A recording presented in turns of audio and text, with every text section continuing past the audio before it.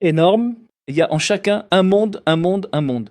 Il y a en chacun un monde. Nous avons une âme qui est des plus élevées.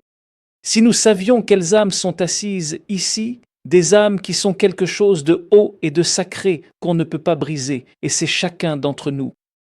Même si tu es un menteur, même si tu es un voleur, même si tu es tout ce que tu penses de toi-même, sache que tu as quelque chose de fort à l'intérieur, apprends à le faire sortir, et cette lumière sortira et éloignera tout le mal qui est en toi. Mais les gens, l'habitude du quotidien, que vont-ils dire de moi? Comment vais-je faire cela? Que vais-je faire avec ça? Être innocent, ce n'est pas porter un chapeau et un costume sans être innocent avec Dieu. Suis ton âme, avec le vrai visage qui est en toi, avec le vrai visage qui est en toi, avec la singularité qui existe en chaque juif. Il y a en chaque juif une immense singularité, même chez le plus grand meurtrier, même chez le plus grand voleur, même chez le plus grand menteur. Il y a quelque chose d'immense au plus profond de lui, et c'est pourquoi le Saint béni soit-il accepte la teshuva.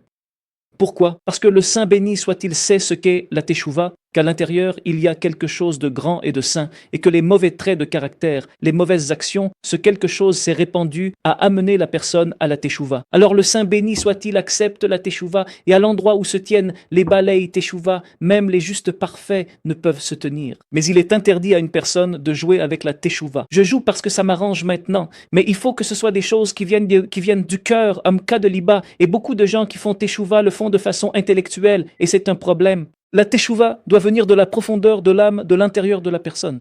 L'intérieur de la personne crie de l'intérieur, et ce cri-là,